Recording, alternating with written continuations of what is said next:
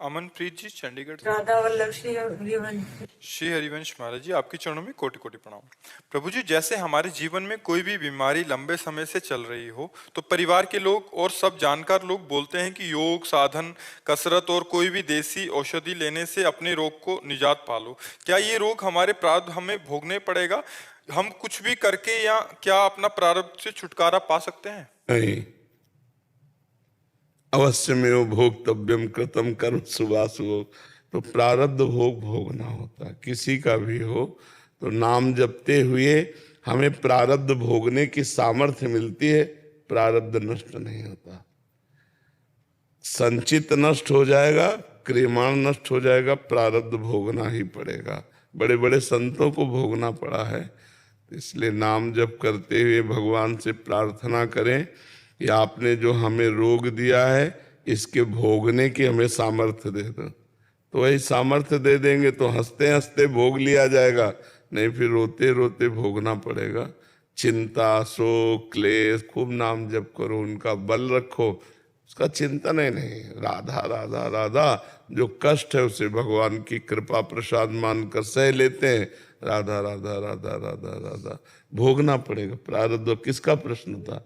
प्रारब्ध भोगना। महाराज जी, ऐसा भी शास्त्रों में और इतिहास में ऐसा आता है कि गुरुजनों की, संतों की और इष्ट कृपा से प्रारब्ध नहीं, देखो, ब्रह्मास्त्र का प्रयोग मच्छर मारने के लिए नहीं किया जाता है।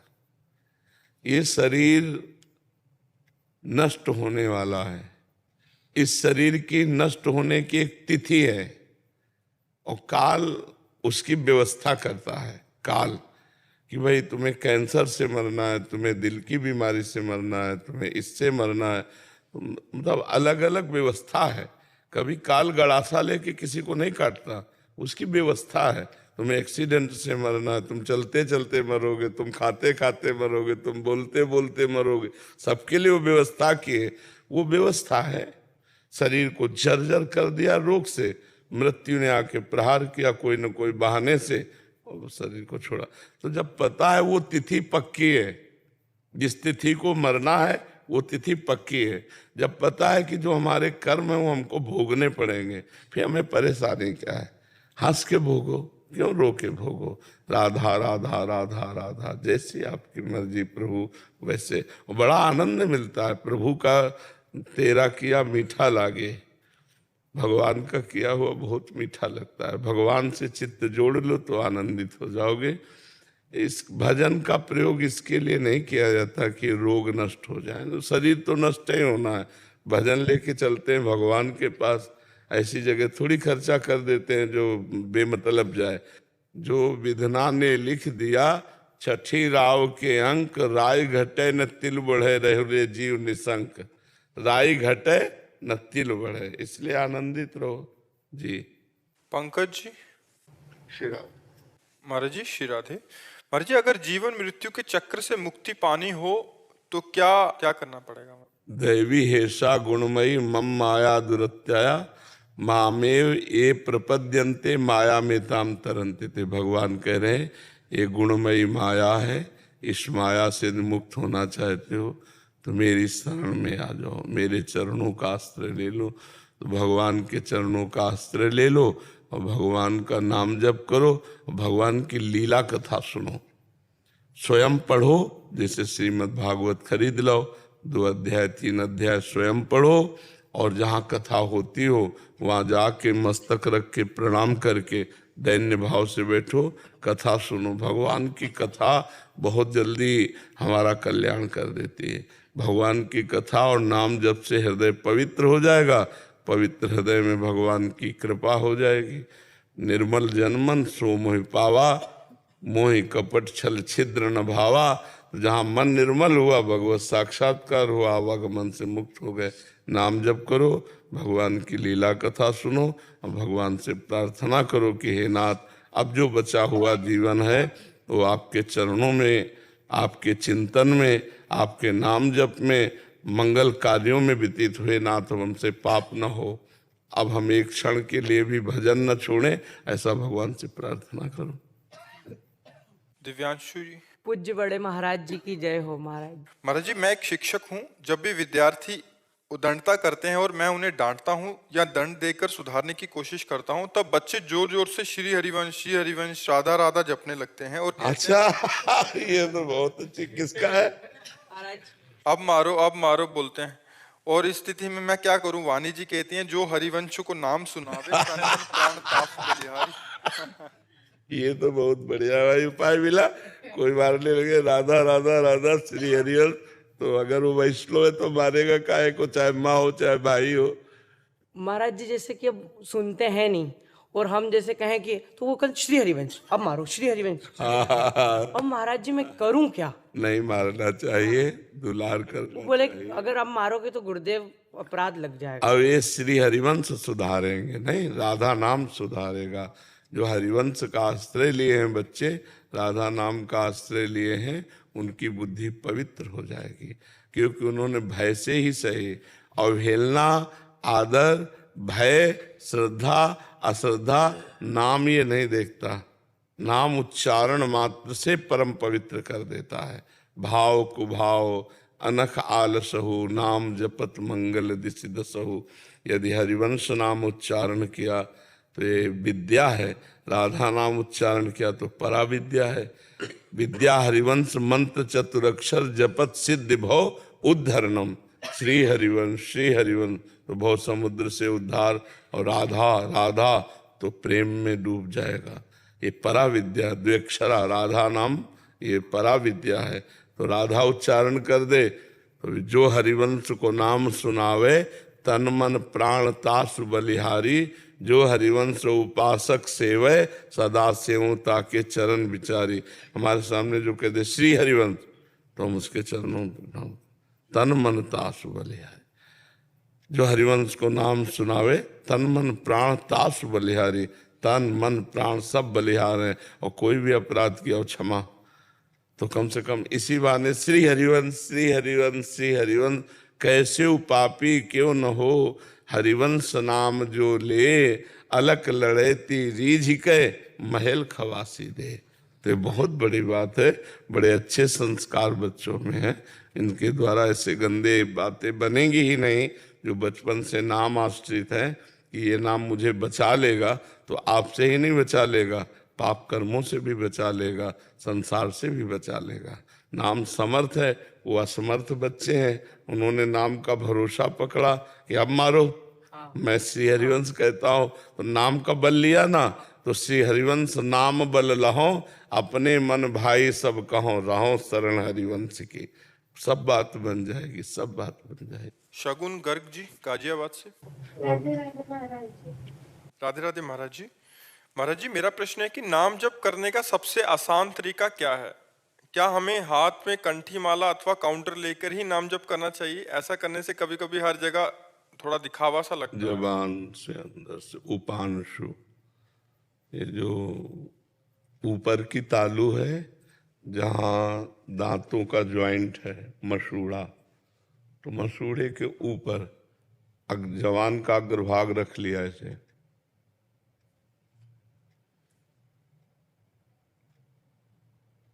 अब कौन जाने हम क्या जप रहे हैं। अब माला से जपने का है तो एकांत में जप लिया, काउंटर है तो कहीं भी ऐसे जप रहे हो, नहीं है तो नाम जपने से मतलब गिनने से थोड़ी है, तो अपनी जिह्वा से। इसमें बोलने की इच्छा ही नहीं होगी। आज सत्संग में बताया था। हाँ, इससे ऐसे जो सबसे बढ़िया तरीका, सरल तरीका है, जबान के अग्रभाग को मोड़ करके और फिर नाक से अंदर ही नाम जप करे, तो चलते फिरते उठते बैठते हर समय नाम जप।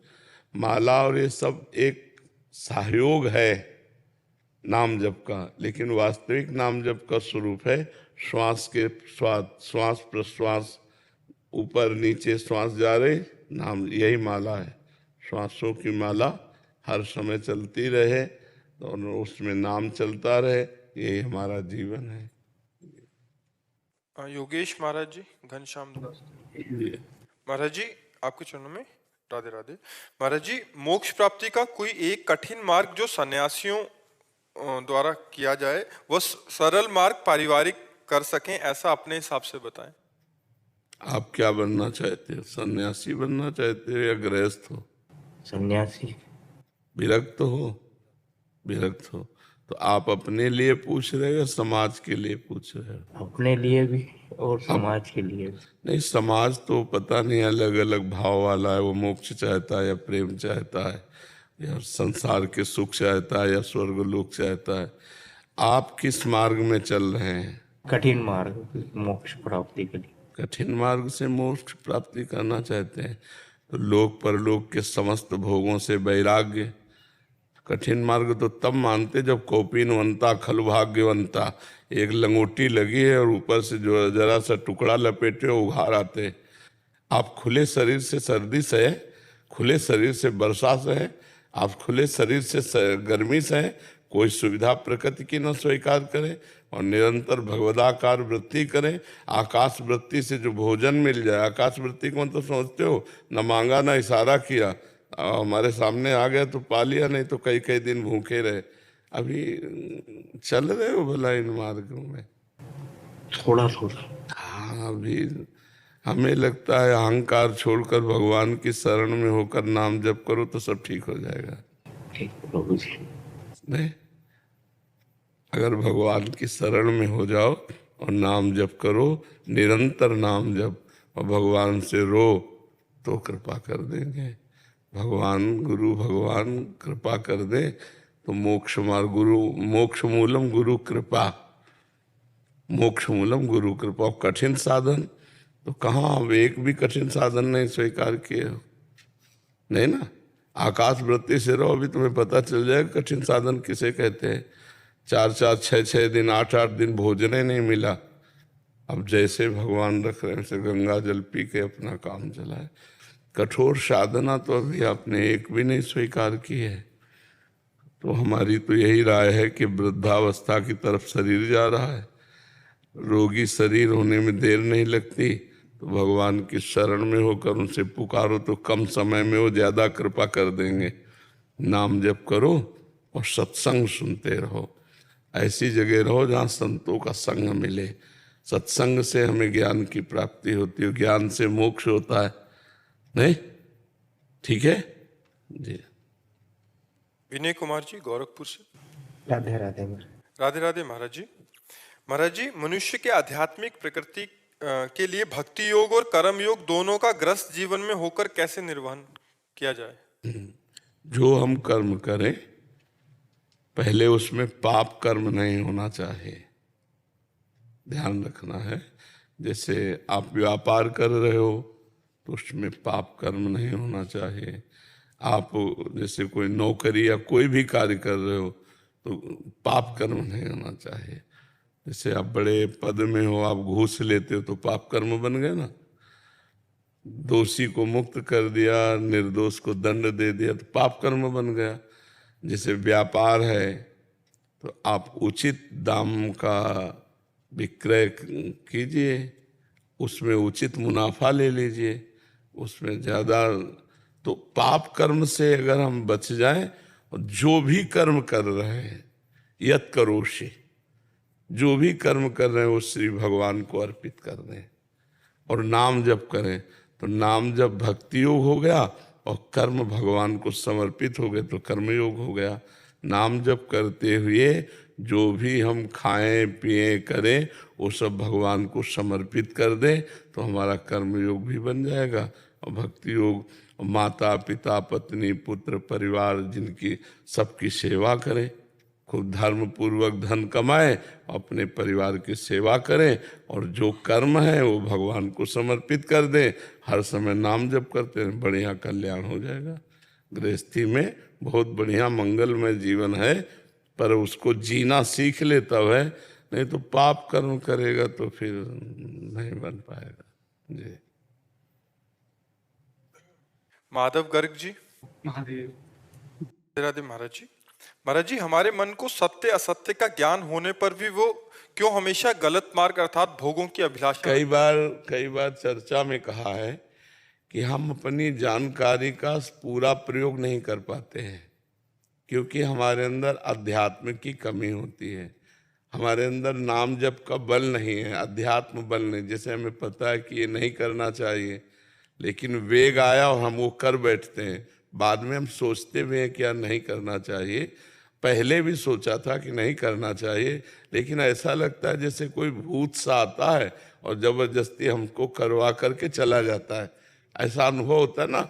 वो भूत है वेग, काम का वेग, क्रोध का वेग, लोभ का वेग, मोह का वेग, अहंकार का वेग। तो इन वेगों को रोक सके कोई और अपनी जानकारी का प्रयोग कर सके, वो वही होता है जो भजन करता है। देखो, संत महात्मा अपनी जानकारी का प्रयोग करके अपने को बचाते हुए जगत मंगल करते हैं। नाम जप के द्वारा होगा। अगर नाम जप अधिक से अधिक करने लगो तो आपकी बुद्धि बलवान हो जाएगी, और बलवान बुद्धि मन रूपी लगाम को खींचेगी तो इंद्रिय रूपी घोड़े ठीक रास्ते पे चलेंगे। तो आप खूब नाम जप कीजिए। कोई नशा तो नहीं करते? हाँ हाँ, अच्छी बात है। पवित्र भोजन करो, नाम जप करो, दूसरों का उपकार करो और भगवान से प्रार्थना करो, तो ये सब मिलकर आपको बलवान बना देंगे। तो जो करना चाहिए वो करो, जो नहीं करना चाहिए उसका त्याग कर दो। जी। हीना जी। राधे राधे राधे महाराज जी। महाराज जी, आपके चरणों में कोटि कोटि प्रणाम। महाराज जी, शरणागति के बाद भी श्री जी के प्रति पूर्ण रूप से भाव क्यों नहीं बन पाते महाराज जी? भजन की कमी, भजन की कमी। अभी शरणागत हुए कहाँ है? केवल तिलक कंठी लगा लेना शरणागत थोड़ी होता है। तनुवांग मनोभिरमले सोहम तो वाश्रिता। शरीर, मन, वाणी, अहंकार, स्वयं, तब शरणागति होती है। अभी तो केवल तिलक कंठी लगी हुई है। अभी भजन कहाँ है? अभी समर्पण कहाँ है? श्री जी को याद करना पड़ता है महाराज जी। अभ्यास करो, अभ्यास करो। ऐसा अभ्यास बनाओ कि बार बार चित्त राधा नाम में, मंत्र में लगे, और श्री जी से प्रार्थना करो कि मुझे अपनी शरण में ले लो। श्री जी से प्रार्थना करो। जी। शशि भूषण सिंह जी भोपाल से। राधे राधे। राधे राधे महाराज जी। महाराज जी, मैं पहले ज्ञान मार्ग के साधन, ध्यान, चुप साधन, मौन आदि का प्रयास करता था। आपको सुनने के बाद भक्ति में भी रस आने लगा, लेकिन पूर्ण श्रद्धा नहीं है नाम रूप लीला में। ऐसी स्थिति में क्या नाम जप के साथ साथ अन्य साधन जो करता था क्या कर सकता साधन हूं? करते हैं? चुप साधन महाराज जी। क्या चुप साधन है? शांत शांत बैठ के अप्रयत्न अप्रयास होके। तो शरीर को शांत बैठाना कोई शांत है क्या? चुप साधन का मतलब होता है मन का मौन, चित्त का चिंतन रहित हो जाना, अहम का क्रिया रहित हो जाना, बुद्धि का एकमात्र परमात्मा में स्थित रहना, उसे चुप साधन कहते हैं। अभी चुप साधन का मतलब क्या समझा है? चुपचाप बैठ जाना, ये तो कायरता होगी, ये तो मूढ़ता होगी, हमारा समय व्यर्थ जा रहा है। सच्चिदानंद का चिंतन नहीं हो रहा, हम चुप बैठे हैं, तो हमारे कायरता पूर्ण क्रिया से समय व्यर्थ जा रहा है। समझना चुप साधन किसे कहते हैं। चुप हो गया, मन शांत हो गया, परमात्मा में स्थित हो गया, उसे चुप साधन कहते हैं। नाम जप करो और शास्त्रों का स्वाध्याय करो। जैसे श्रीमद् भागवत है, श्रीमद् भगवत गीता जी है। कहीं गीता जी में चुप रहने की बात कही भगवान ने बात कही है, मय्येव मन आधत्स्व मयि बुद्धिम निवेशय निवेश्य मय्येव अत ऊर्ध्वं न संशया। तुम अपना मन मेरे में लगा दो, बुद्धि मेरे में लगा दो। तुम्हारा मन बुद्धि जब मेरे में लग जाएगा तो तुम मेरे में ही निवास करेगा, इसमें कोई संशय नहीं। तो मन लगाओ, प्रभु में लगाओ। कह रहे विश्वास नहीं है। कैसी बात करते हो कि नाम रूप में विश्वास? किस पे विश्वास है तुम्हारा? विश्वास है, लेकिन इतना गहरा नहीं है जितना। नाम जप करो, शास्त्रों का स्वाध्याय करो, हर समय भगवान का चिंतन करते रहो तो हृदय पवित्र हो जाए। फिर हमें बताना, पहले हृदय को पवित्र करो, नाम जप करो, पहले जो कह रहे हो वैसे चलो तो पहुंच जाओगे। सब शुद्ध ज्ञान यही है, सब कुछ भगवान ही बने हुए हैं, सब ब्रह्म ही बना है। वही आकार है, वही निराकार है, वही साकार है, वही निर्गुण है, वही निर्विकार है, उसके सिवा कुछ नहीं है। तो नाम जप करो। बहुत मनमानी आचरण करने से कभी अध्यात्म की सिद्धि नहीं होती। बहादुर हो तो हर समय नाम का चिंतन करके दिखाओ, फिर देखना नाम क्या चमत्कार करता है। ठीक है। इंद्रजीत जी चंडीगढ़ से। कुंज बिहारी श्री हरिदास महाराज जी, श्री हरिवंश। महाराज जी, एक साधक को ऐसा क्या करना चाहिए जिससे उनके गुरु देव पर आने वाले कष्ट और विपत्ति दूर कर सके वो? गुरुदेव में कष्ट विपत्ति आती ही नहीं है। उनके सच्चिदानंद स्वरूप को हम जान जाए तो हम दुख रहित हो जाएंगे। हाँ, आप शरीर में तो लीलाएं होती रहती हैं, शरीर में जो लीलाएं होती हैं अब वो तो उनकी स्वेच्छा की लीला है। अगर वो मिटाना चाहते तो श्यामा प्यारी कुंज बिहारी सर्व समर्थ है, मिटा सकते हैं। और वो मिटाना नहीं चाहते हैं तो हम कैसे मिटा पाएंगे, वो जब स्वयं मिटाना नहीं चाहते। और ये जानबूझ करके संत महात्मा जन स्वीकार करते हैं, अगर वो ना कर दे तो नष्ट हो जाए। हमारे जीवन में बड़ा विचलित हो जाता है कि उनको मतलब हमारे सिर पे आप चिंता न करो, महापुरुष हैं, सब अपने लीलाएं कर रहे हैं तो और लीला ही है, नहीं तो समर्थ पुरुष है। कोई साधारण महात्मा थोड़ी है, समर्थ महात्मा है। आप निश्चिंत रहो और बिहारी जी से प्रार्थना करो। वो तो हाँ हाँ, बस बिहारी जी की कृपा से ही ये हो सकता है। बिहारी जी और गुरु जी दो नहीं है, वही है, एक ही है, पर फिर भी बिहारी जी से प्रार्थना करो। पर जी, अगर एक साधक के सामने कोई उसके गुरु देव की अवहेलना या अपशब्द बोले तो साधक को क्या करना चाहिए? तो उसको पागल समझकर चल देना चाहिए। ऐसे से नहीं बात की जाती है। बातुल भूत विवश मतवारे, ते नहीं बोले वचन विचारे, तिनकर कहा सुनी नहीं काना। तो ये पंचभूतों में माया के आकर्षण में भ्रमित जीव है ना, पंचभूत देहात्म अभिमानी, ये लोग संतों के विषय में कुछ भी बोलते रहते हैं। तो ऐसे नीच पुरुषों की बातें कान से ही नहीं सुनते। पागल, जैसे पागल आदमी रोड में गाली देता चला जाए तो हम लोग क्या करते हैं, उसकी उपेक्षा कर देते हैं। ऐसे वो पागल आदमी है। अगर पागल ना होता तो भला संत के प्रति कोई कैसे ऐसा कह सकता है। तो संतों का विरोध करना, संतों की निंदा करना, ये सब माया में पागल लोग हैं। बेचारों को क्षमा करना चाहिए, उनको दंड नहीं देना चाहिए, क्योंकि वैसे ही पागल, वैसे उनकी बुद्धि ही खराब है। उमा क्षमा सापो होते भारी, अपने कर्म जाय अपकारी। जो अपकारी है, निंदक है, तिरस्कार करने वाला संतोष है, उसका कर्म ही उसको नष्ट कर देगा। हमको चाहिए कि उसे क्षमा कर देना चाहिए। हमारी तरफ से क्षमा है, लेकिन उस उमा क्षमा सापो होते भारी, उसने जो कर्म किया है वो उसको दंड देगा ही, उसके पुण्यों का नाश कर देगा। और सुकृत का नाश हुआ तो दुख भोगना ही पड़ेगा। अपने कुछ उसमें ना बोले, अपने कान में अंगुली डाले और चल दे। जहाँ संत शंभु श्री पद अपवादा, कही सुनी तहाँ असमर्यादा, काटी जीभ तासु जो बसाई, और श्रवण मुंद न तो चले पर आई। दो स्थितियां बताई। तो अपने वैष्णव काट कूट तो करेंगे नहीं, अपने तो कान में अंगुली डाली और जय कुंज बिहारी श्री हरिदास, कुंज बिहारी श्री, वहां से चल देना चाहिए, उसकी बात नहीं सुननी चाहिए। महिमा जी राजस्थान से। श्री हरिवंश। राधे राधे गुरुदेव। गुरुदेव भगवान, मैं आपकी शरणागत हूँ। आपकी कृपा से आपके द्वारा दिए गए नियम एवं नाम जप का पूरा प्रयास करती हूँ। आपसे सत्संग में भरत जी का चरित्र सुना। वो इतने महान संत थे तो भी हिरण के बच्चे में आसक्त होने के कारण 2 बार जन्म लेना पड़ा, और मेरे से तो इतना साधन भी नहीं बनता। पूर्व पाप के कारण अंतिम समय में नाम ना चला तो निकुंज की प्राप्ति कैसे होगी महाराज जी? ये श्री जी से प्रार्थना करो। किसका प्रश्न है? ये श्री जी से प्रार्थना करो कि लाडली जो अंतिम समय में मेरे बस की बात तो रहेगी नहीं, क्योंकि भयंकर दुख होता है जब प्राण निकलने को होते हैं। तो आप कृपा करो कि उस समय आप कृपा करके राधा नाम के रूप में स्फुरित हो जाओ, हमारा अंतिम बन जाए। तो शरणागति का यही लाभ होता है कि जब हम असमर्थ होते हैं तब शरण संभाल लेते हैं। जिनकी हम शरण में हैं, जब हम असमर्थ होते हैं तब वो संभाल लेते हैं। भगवान ने कहा है कि जो भक्त मेरा निरंतर चिंतन का अभ्यास करता है, मूर्छा के समय या अत्यंत दुख में अंतिम समय जब वो भूल जाता है तो मैं स्मरण बन के स्फुरित होने लगता हूँ। तो भगवान स्मरण बन के स्फुरित होंगे तो अंतिम हमारा संभल जाएगा।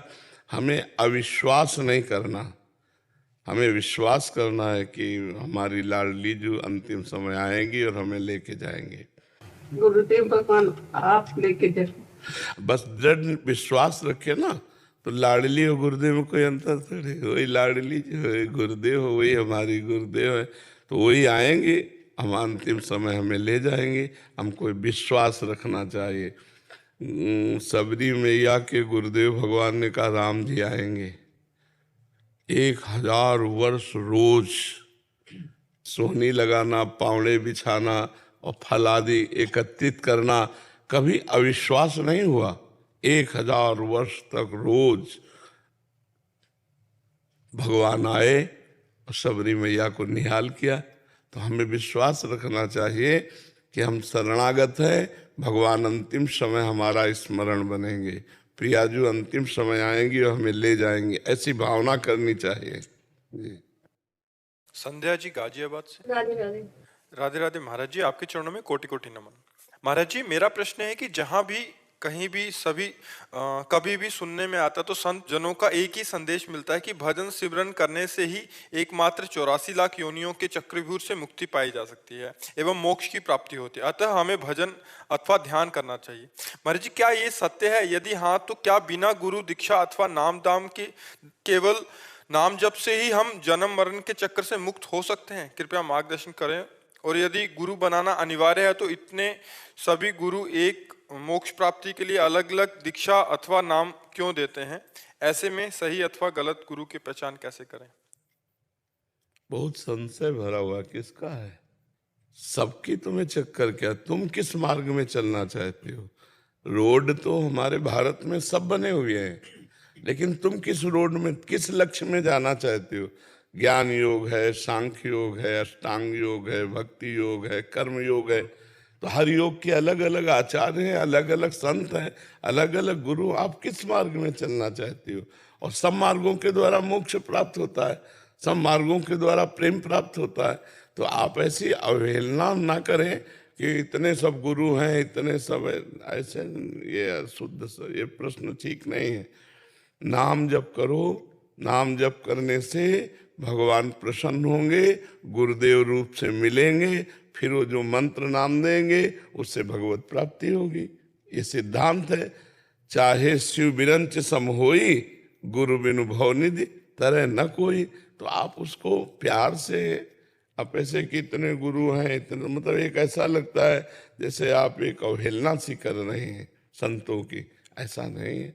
अनेक सिद्धांत है, अनेक मार्ग है, उसको चलाने वाले अनेक गुरु रूप धारण किए हमारे भगवान है। एक ही भगवान अनेक गुरु के रूप में विराजमान है। हमको जहाँ से अच्छा लगे वहाँ से गुरु मंत्र लें और भगवान के मार्ग में चल दें, भगवान की प्राप्ति कर लें। पहले नाम जप करो, भगवान से प्रार्थना करो कि आप मुझे सदगुरुदेव रूप से मिलें, फिर सदगुरुदेव रूप से मिलेंगे तो आगे का मार्ग खुल जाएगा जी। वंदना नागेंद्र जी, महाराज जी दोनों का सेम।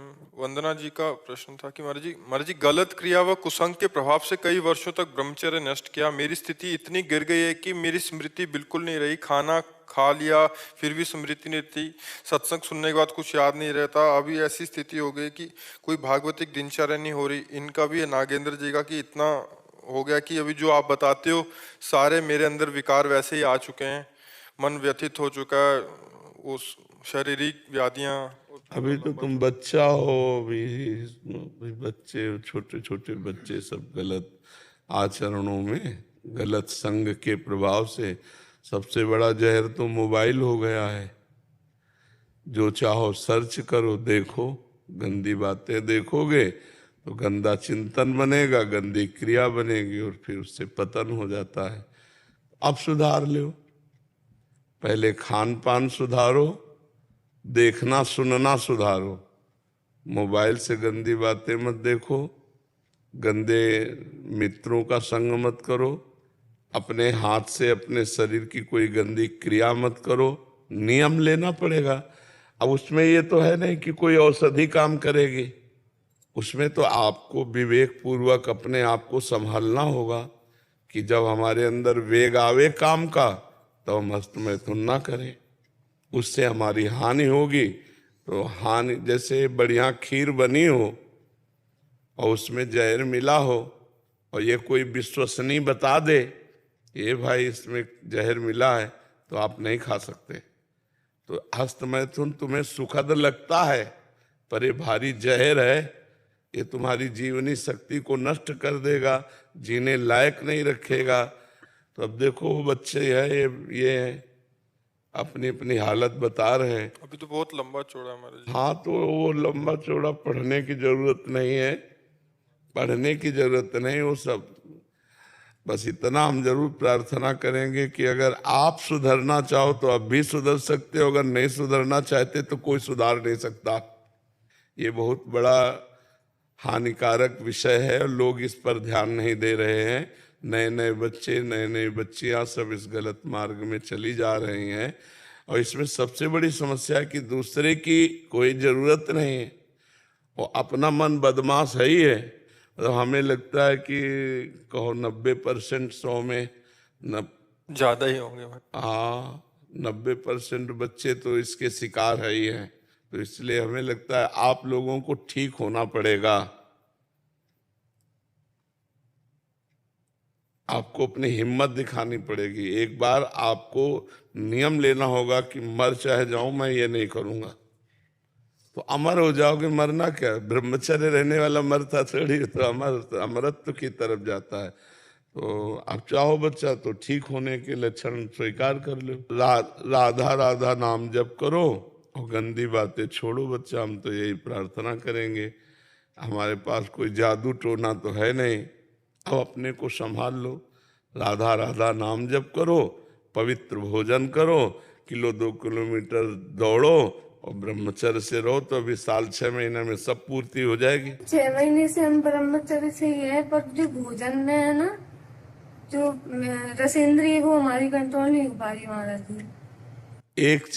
एक चीज पहले नाम जप शुरू करो, अधिक से अधिक नाम जप करो, राधा राधा राधा राधा, सब धीरे धीरे ठीक हो जाए। महाराज जी नागेंद्र जी कह रहे हैं कि आपने एक सत्संग में बोला था कि जो अल्पायु में ब्रह्मचर्य क्षीण करने वाले व्यक्ति अंदर होने जो भी विकार होते हैं, जो अंदर होते हैं बीमारियां बताइए, वो उनसे व्यथित हूं। और अपने उसी सत्संग में कहा था कि ऐसे व्यक्ति ना तो संसार के लायक रहता है ना ही परमार्थ के लायक रहता है। तब से मन में बहुत डराता है कि तुम तो परमार्थ के लायक ही नहीं बचे, तुम्हारा कल्याण नहीं, तो दूर रहा, तुम्हें नहीं श्री जी के परमार्थ के लायक क्या, उत्साह नहीं रह जाता ना, वो एक बुझा बुझा जीवन होता है कि नहीं, बुझा बुझा। इसी दिन आज की तारीख को ही पिछले वर्ष शरणागत हुई थी जी, लेकिन वो बात आ ही नहीं रही है। वो बात तब आएगी जब तुम लाना चाहोगे ना। मान लो आपकी जेब में अमृत रखा है, आप उसको निकाल के चखो नहीं तो फायदा क्या। आपकी जेब में 1 करोड़ के चेक रखे, भीख मांगते घूमो तो कोई क्या करे। अब जब मंत्र मिला है, मंत्र जपोगे नहीं निरंतर, तो उसका प्रभाव कैसे आ जाएगा। केवल मंत्र ले लेने से बात थोड़ी होती है, निरंतर हमें जपना पड़ता है, हमें अच्छे आचरण करने पड़ते हैं, गंदे आचरणों का त्याग करना पड़ता है। ये भक्ति है, ऐसा थोड़ी मनमानी आचरण करें हमें फायदा मिल जाए, ऐसा नहीं। आपकी कृपा से श्रीधाम का वास मिला हुआ है जी 1 वर्ष से जी और जो मन में कभी भी प्रश्न आता है तो उसका उत्तर तुरंत मिल जाता है आपके द्वारा, जी मोबाइल से ही। जी। लेकिन यही व्यथा केवल अंदर अंदर जलाती रहती है कि तुम तो श्री जी के सेवा लायक भी नहीं हो, तुम तो परमार्थ के लायक ही नहीं। नहीं, अब छोड़ दो कि लायक नहीं हो, वैसे तो हम लायक नहीं, लेकिन श्री जी हमारी बड़ी कृपालु हैं। ये बात आती है, तुरंत आती है। हाँ, अगर हम लायक ना होते तो आपकी कृपा कैसे हो? हाँ, श्री जी बहुत कृपालु हैं। जब उन्होंने स्वीकार कर लिया तो हम नालायक का भी बेड़ा पार कर देंगे। श्री जी हम नालायक लायक नहीं है ना, तो हम नालायक है ना, तो हमको स्वीकार तो उन्होंने किया है, नालायक समझ के स्वीकार किया है, लायक समझ के तो स्वीकार नहीं किया। तो हमें नालायक स्थिति में ही बेड़ा हमारा पार कर देंगे। हमको उदास नहीं होना, बस गंदी बातों से बचना है, गंदी क्रियाएं। देखो, अगर गंदी बातें करोगे तो तुम्हारा मन ही श्री जी के लिए तैयार नहीं होगा, भगवान के लिए मन ही राजी नहीं होगा। अपवित्र पापाचरण रोकना चाहिए। राधे राधे गुरुदेव। गुरुदेव, आपके श्रीमुख से अधर्म से पैसा कमाने वाले के पूरे परिवार को भोगना पड़ता है, ऐसा सुना है। तो यदि माता पिता के द्वारा अधर्म का पैसा आ रहा है और आपका सत्संग सुनने के बाद भी अगर वो ना माने, तो फिर क्या मुझे भी वो भोगना पड़ेगा? इससे बचने के लिए मैं क्या करूं? आपकी आज्ञा, नाम जप और भजन तो करने का प्रयास कर रहा हूं, बट इसको कैसे? बड़ी समस्या है। जब घर के बड़े जनों के द्वारा गलत होता है तो फिर बच्चों को सबको भोगना पड़ता है। पिता के आचरण पुत्र पर प्रभाव डालते हैं। जैसा पिता आचरणशील होगा वैसे ही पुत्रों में ज्ञान विज्ञान की जागृति होगी। अब बड़ी समस्या यही आ रही है कि बड़े जनों के द्वारा जब गलत होता है तो छोटे बच्चे कैसे संभाल पावे। अब नौजवान सुधरना चाहते हैं और उनके माता पिता मांस खाते हैं, शराब पीते हैं, गंदी बातें प्रिय लगती हैं, वो फिर संस्कार बच्चों में भी वैसे है। अब कैसे हम तुम्हें बताएं कि तुम कैसे बचो, क्योंकि घर है, माता पिता हैं, उन्हीं के द्वारा तुम पोषित हो। अब जैसे पता है कि अधर्म का पैसा है तो कैसे कहें, या तो घर त्याग करना बड़ा कठिन है। फिर अपने पैरों के बल खड़े होना वो अभी है नहीं तुम्हारे अंदर। तो इसलिए भगवान से प्रार्थना करो कि आपके माता पिता की बुद्धि शुद्ध करे और आपकी बुद्धि शुद्ध रहे। ये तो बिल्कुल सर्व सिद्धांत है कि जो घूस का पैसा, बेईमानी का पैसा, फ्रॉड का पैसा अपने घर लाएगा तो उसके परिवार में हानि हो जाएगी। उसके परिवार में कोई भी विवेकशील, कोई भी तेजस्वी नहीं होगा, वो सब पतन के मार्ग वाले होंगे। 4 दिन की चांदनी फिर अंधेरी रात, पक्का। इसलिए अधर्म का कार्य नहीं करना चाहिए। धर्म से भले नमक रोटी खाओ, दीपक की तरह जलोगे। अधर्म से हाइलोजन की तरह जलोगे मानते हैं, लेकिन बहुत जल्दी फ्यूज भी हो जाओगे। फ्यूज हो जाना ठीक है या दीपक की तरह जलना ठीक है नहीं? लेकिन लोग बेईमानी ज़्यादा पसंद करते हैं। बेईमानी के द्वारा शॉर्टकट में धनी बनना, तो फिर वो शॉर्टकट में निपटा भी देता है। काल बहुत बलवान है, वो निपटा देता है। तो बच्चा नाम जप करो, भगवान से प्रार्थना करो, यही उपाय है। दंडवत दंडवत दंडवत दंडवत। मर्जी, आप NRI सोसाइटी है ना, अब वहाँ के प्रेसिडेंट हैं, वो मतलब वहाँ के पूरे ओवरऑल आप देखते हैं। नहीं, हमारा तो कोई विरोधी नहीं है। देखो, हमारा कार्य है सबको सुख पहुंचाना। हमको सुनने को मिला वहाँ किसी को दुख पहुंचा, हमने रास्ते बदल दिया। महाराज जी, मैं आपसे 12-14 साल से परिचित हूँ। मदन मोहन मंदिर के जस्ट सामने है मेरी कार पार्किंग। अच्छा। तो 10 साल पहले जब आप परिक्रमा पर डे देते थे, जी जी, तो मैं एक ब्रजवासी ऐसा था आपके पर डे दर्शन कर। जी जी जी। अब थोड़ा भीड़ को देखते हुए जी जी, कि जब और लोगों को भी कल्याण होना चाहिए, बिल्कुल बिल्कुल। मैं यहाँ कम थोड़ा आना जाना रहा। जी जी, तो मेरे को आपके वहीं पर डे दर्शन होते 10 साल पहले। जी जी। वहाँ कुछ ये जो लोगों से यूट्यूबर जो होते हैं, इन्होंने अपना क्या बोलते हैं फेमस होने के लिए, वो भी लोग ब्रजवासी थे।